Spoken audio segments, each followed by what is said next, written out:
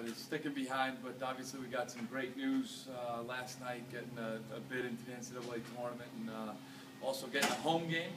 And I know that comes to surprise to many, but we felt good about it. Looking at our resume, looking at the last 17 years, and that's as long as I've been coaching, what the committee does as far as rewarding teams that play tough schedules. And you look at the amount of wins we had. When you start looking at teams 25 through 48, some of them haven't played a team in the top 50. So I felt good about it, but at the same time I also understand there was an argument that could have went the other way when you talk about not making a conference tournament. So we're real pleased to be in it and excited and looking forward to getting going. Just another example of a good quality team that USF has had. Added with the venues that have been built here on campus to help, that's what they were brought for, to build championships and also be able to host. The softball team obviously did it in the spring. Is this just another example of what the vision was in the long run here? Yeah, and I think when you listen to Doug speak and his vision and providing first-class facilities, this is exactly what he was intending to happen. And I think when you look at the soccer venue, and how it's built and how you can get a lot of people on top of the game. I don't know that we've shown Florida Gulf Coast a real true soccer crowd at Corbett. We had about 1,000 people at the game in the regular season, where I don't know that they're ready for the amount of people that'll be out there on Thursday night and the amount of people behind the goal, the energy that is out there in the NCAA. It's just a great venue to host college soccer games.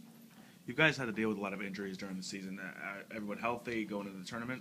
Yeah, we are very healthy, and as I look at this season and with what my assistants have done, with what my captains have done, what the seniors have done, there were a lot of points where they easily could have thrown the towel in or started to work against one another, with group dynamics when things aren't going great. I think coaches have to be even more involved, and leaders have to step up. And when you hit adversity, you really see what type of group you have.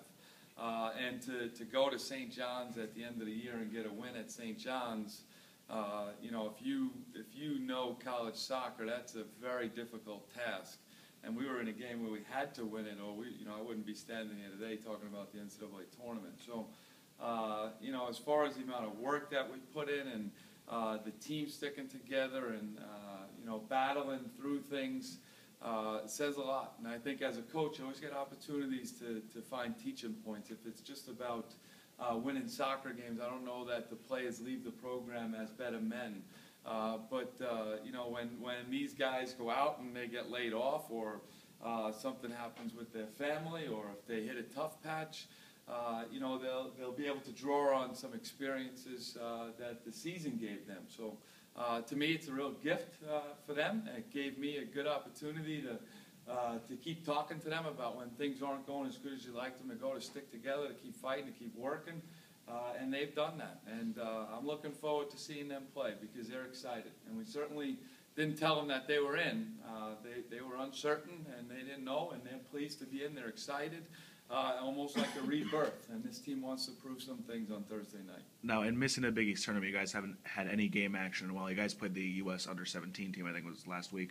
Yeah. So not a lot of game action. You guys think it'd be a little rusty coming out on Thursday night? I would never want to de-emphasize the Big East. Obviously, it's a goal to get in the Big East tournament, but if you look at Gulf Coast, they've played Friday, they've played Sunday, they're going to play Thursday. They're going to play 3 games in 6 days. We've played the U.S. under-17 national team, where we got a lot of our depth, a good half of soccer, and then we played another full 90 minutes where, if you look at a good soccer rhythm, to me that's a better rhythm than 3 games in 6 days. So we're feeling good about that. Obviously the regular season wasn't ideal, but to be in virtually the same situation as last year is just win a couple of home games and you can make another big run in the NCAA tournament. Is that something that gives you confidence, knowing that you're basically in the same situation as you were a year ago? I've been doing this long enough where with the NCAA tournament, teams that are looking at how many home games they have, they typically play 1. So we're going to focus on Florida Gulf Coast, and that's it. To go into a soccer game and try and play 2 of them at once, isn't a good recipe. We're going to focus just on Florida Gulf Coast.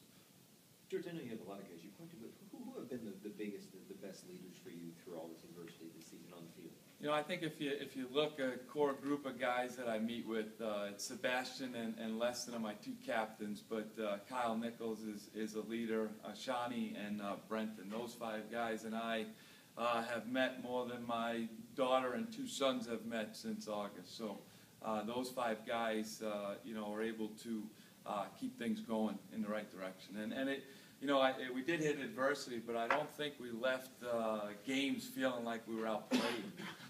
So that kept them going as well.